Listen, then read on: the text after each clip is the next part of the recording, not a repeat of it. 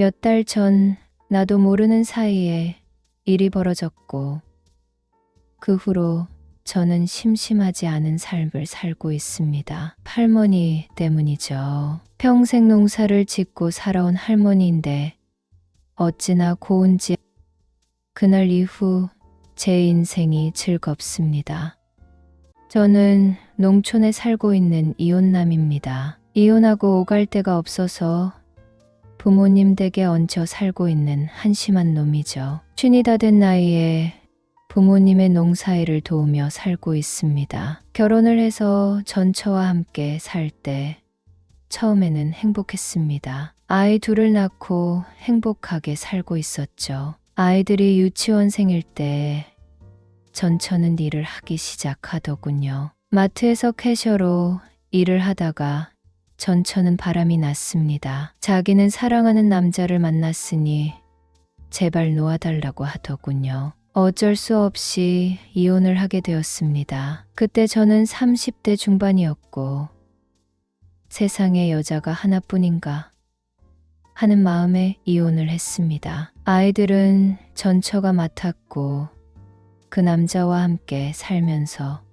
아이들을 키운다는 얘기가 들리더군요. 저는 양육비만 보냈습니다. 30대 중반이던 때에 이혼을 하고 혼자 직장을 다니며 살았습니다. 이혼남이었지만 그때는 젊었기 때문에 여자들과 만날 기회가 많았죠. 사귀는 여자도 있었고 즐거운 일도 많았습니다. 그러던 중 저는 장사를 시작했다가 장사가 망하게 되어 부모님이 사는 집으로 들어와 살게 되었습니다. 부모님은 땅을 많이 가지고 있는 분들이에요. 저는 부모님의 농사일을 돕고 부모님으로부터 월급을 받고 살았습니다. 부모님의 집으로 들어온 지가 벌써 8년이 되었네요. 시골에서의 삶은 무료했습니다. 바쁠 때는 바쁘지만 한가할 때는 너무 한가한 곳이 농촌이죠. 시골에서 살다 보니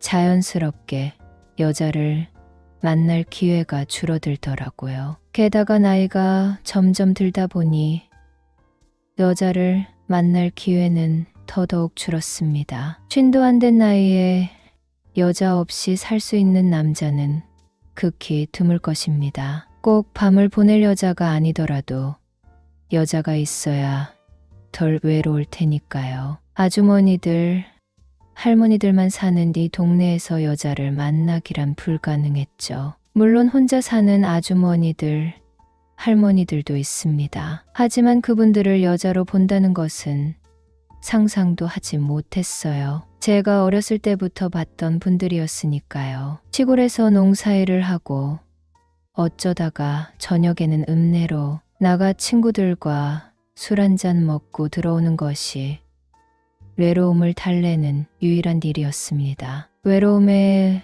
몸서리가 처질 정도였어요. 솔직히 말하자면 여자 생각이 났던 것이죠. 막상 여자를 만나려고 하면 또 귀찮기도 했습니다. 지인들이 이혼녀나 노처녀를 소개해 주어 만나보기도 했지만 그리 오래 가지는 못했어요. 연애의 단계를 밟아 나가는 것도 솔직히 귀찮았습니다. 그래도 여자들은 많이 따랐어요. 저는 이 동네의 땅 부자집 외아들이니까요. 앞집에는 할머니 한 분이 살고 계십니다. 요즘 한참 저와 즐거운 시간을 보내고 있는 고마운 분이죠. 그 할머니는 제가 어렸을 때부터 앞집에 살고 계셨어요. 할아버지는 몇 년 전에 돌아가셨습니다. 할머니는 아들 둘이 있는데 아들 둘 다 도시로 나가 직장을 다니며 살고 있습니다. 저희 부모님은 그 할머니 집에 무슨 일이 생기면 저에게 가보라고 하셨습니다. 할머니 집에 가전제품이나 전등이 고장났다거나 하면 제가 가서 고쳐드리곤 했죠. 겨울철에 할머니 집의 수도가 얼거나 하면 제가 가서 녹여드리는 일도 했습니다. 할머니는 제가 본인의 아들들보다 훨씬 낫다고 하며 저에게 늘 고맙다고 하셨어요. 어쩔 때는 저도 귀찮을 때가 있죠. 하지만 이웃끼리 서로 돕고 사는 거라며. 저희 부모님은 그 할머니 집에 문제가 생기면 저에게 꼭 가보라고 하셨습니다. 할머니의 아들 중 큰아들은 할머니의 집에 오면 꼭 저에게 줄 선물을 사가지고 와서 저에게 주었습니다. 빵이나 음료수 등을 주는데 제가 그런 것을 거의 먹지는 않지만 고맙게 받기는 했습니다. 할머니의 큰아들은 자기 어머니를 살펴주는 저에게 고마움의 표시를 하고 싶었겠죠. 그런 성의를 무시할 수도 없었습니다. 할머니는 엄청 고운 분이에요. 얼굴도 예쁜 할머니입니다. 할머니는 말도 곱게 하시고 웃을 때는 천사 같아요. 할머니는 젊었을 때 정말 훨씬 더 예뻤을 것 같습니다. 하지만 지금도 아름다워요. 작년에 할머니가 친척 결혼식이 있다고 옷을 차려입고 나왔을 때는 귀부인 같은 느낌에 눈이 부실 정도였습니다. 늘씬하시고 얼굴도 예쁘거든요. 그 할머니는 농사일도 열심히 하세요. 앞집과 저희 집 사이에 밭이 있는데 할머니는 봄부터 가을까지 그 밭에서 하루 종일 일을 하셨습니다. 그렇게 평생 농사일을 하며 살았지만 할머니는 피부도 하얗고 주름살도 별로 없어요. 머리카락을 염색하고 화장만 잘하면 저와 비슷한 또래로 보일 것 같습니다. 지난 가을에 농사일이 좀 한가해지니 저는 더 외로움을 많이 타게 되었어요. 매일같이 마음이 싱숭생숭하고 여자를 만나고 싶은 생각이 많이 들었습니다. 여자를 만나고 싶은 생각이라기보다는 밤을 함께 보낼 여자가 있었으면 좋겠다는 생각이었죠. 미치도록 외롭다 보니 앞집 할머니가 눈에 들어오는 거예요. 처음에는 내가 미쳤나 하는 생각이 들었습니다. 부모님과 연세가 비슷한 할머니에게 눈이 간다는 것이 참 어이가 없기도 했죠. 그러던 어느 날 할머니는 비닐하우스를 수리하고 있었습니다. 저는 마침 그날 할 일이 없어서 집에서 쉬고 있었죠. 저는 할머니를 도와드렸죠. 할머니는 저를 보고 방긋 웃으며 혼자 해도 되는 것이니 들어가서 쉬라고 했지만 저는 할 일도 없고 하니 도와드리겠다며 할머니가 하는 일을 도와드렸습니다. 일을 다 하고 할머니는 들어가서 밥을 먹자고 하시더군요. 할머니네 집으로 들어가 할머니가 차려주신 밥을 먹었습니다. 밥을 먹고 있는데 할머니는 이렇게 말씀하셨어요. 매번 이렇게 도와주니 자네가 내 서방님 같네. 이러면서 환하게 웃으시더군요. 할머니의 농담을 저는 이렇게 받았습니다. 그럼 내가 서방님이지. 가을이 돼서 이 서방님이 외로운데 마누라가 뭐 하고 있는 거요? 할머니는 잠시 당황한 표정이었는데 다시 웃으시며 말씀하셨어요. 서방님이 외롭다면서 쳐다도 이쁜 마누라 쳐다도 안 봐. 이 말에 저는 큰 소리로 웃었고 할머니도 엄청 큰 소리로 웃었습니다. 그 할머니가 그렇게 간드러지게 웃는 것은 그날 처음 본 것 같아요. 밥을 다 먹으니 식곤증이 몰려왔습니다. 졸음이 가득한 제 눈을 보고 할머니는 한숨 자라고 하시더군요. 집이 바로 코앞인데 집에 가서 자면 된다고 했더니 할머니는 여기서 잠깐 자도 된다고 하시길래 저는 누웠습니다. 할머니는 설거지를 하고 오셨어요. 저는 할머니에게 마누라 일로 와. 내 팔 베고 누워봐. 이렇게 말했는데 할머니는 웃고 계시더라고요. 할머니와 몇 마디 농담을 주고받다가 저는 잠이 들었어요. 1시간 정도 자고 일어나 보니 할머니는 제 옆에서 자고 계셨습니다. 저는 조용히 일어나서 나오려고 했는데 할머니도 잠에서 깨더군요. 할머니는 저에게 오늘 고맙다고 하셨습니다. 저는 고마우면 이 서방님의 외로움을 달래줘야지. 그냥 잤어. 이렇게 말했어요. 할머니는 서방님이 그냥 내쳐잤으면서 내가 뭘 어떻게 해줘야 한대. 이러면서 눈을 가늘게 뜨며 웃더군요. 저도 웃으면서 할머니에게 인사를 했습니다. 저 갈게요. 쉬세요. 제 말에 할머니는 어머, 이 서방님 좀 봐. 마누라 한껏 달뜨게 해놓고 그냥 간다고. 이렇게 말했습니다. 저는 머릿속이 혼란스러웠어요. 할머니가 진심으로 하는 말일까?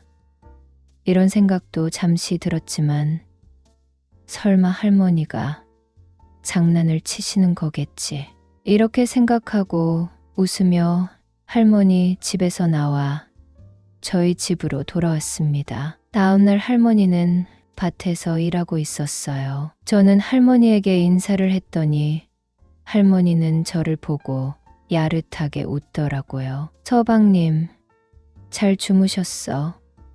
이렇게 말하는 할머니를 보고 저는 웃어드렸습니다. 나 없는 동안 한눈 팔지 말고 있어. 저는 할머니에게 이렇게 말하고 차를 타고 보리를 보러 갔죠. 할머니는 차에 타는 저에게 오늘 빨리 들어와요. 이렇게 말하며 손을 흔들며 인사를 해주었습니다. 저는 그날 저녁에 집에 들어왔어요. 밭에서 일을 하고 있던 할머니는 저를 보고 손을 흔들어 주었습니다. 차에서 내리는 저에게 할머니는 또 장난을 치는 거예요. 서방님은 오늘도 마누라를 독수공방하게 하려나? 혼잣말처럼 이렇게 말을 하더군요. 저는 너무도 외로웠던 나머지 떨리는 마음으로 할머니에게 물어봤습니다. 지금 하는 말이 진심이냐고요. 할머니는 웃으면서 농담한 것을 가지고 그렇게 심각하게 말하냐고 하더군요. 저는 농담이 아니라고 말했습니다. 할머니는 본인이 이렇게 늙었는데 나 같은 젊은 남자는 언감생심 꿈도 못 꾼다고 하시더군요. 저는 이렇게 고운 할머니가 무슨 그런 소리를 하냐고 정색을 하고 말했어요. 할머니는 당황스러운 표정을 지었습니다. 할머니는 저에게 그렇게 외롭냐고 묻더군요. 저는 너무 힘들다고 했습니다. 할머니는 제가 오죽하면 자기 같은 늙은이에게 그런 생각을 했겠냐고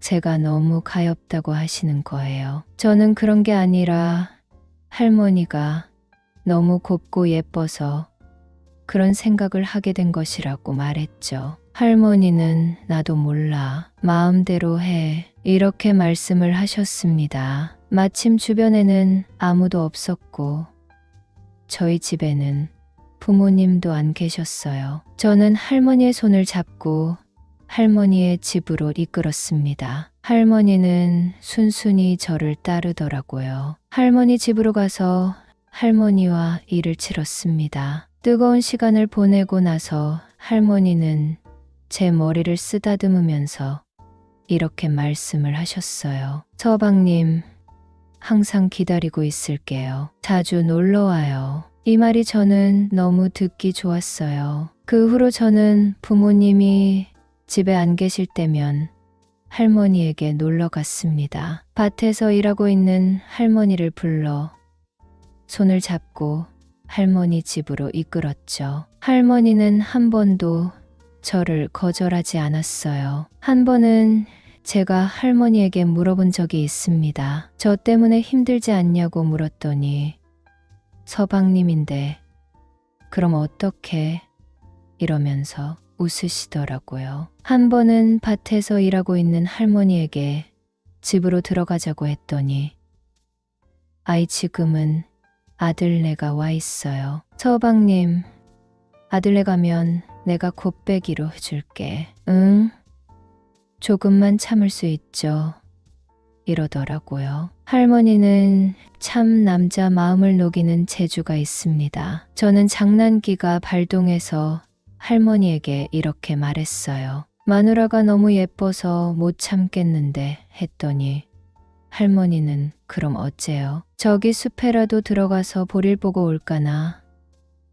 저는 할머니에게 고맙다고 말하고 이따 저녁에 보자고 했어요. 저녁이 되어 할머니는 전화를 하셨습니다. 아들네가 갔으니 아까 못 본 보리를 보러 오라는 것이었어요. 집에서 나와 보니 할머니는 밭에서 쪼그리고 앉아 소변을 보고 있었습니다. 저와 눈이 마주치니 할머니는 눈웃음으로 저를 반겨주시더군요. 저는 또 장난기가 발동해서 아니, 여자가 이렇게 아무 데서나 오줌을 싸면 어떻게 해?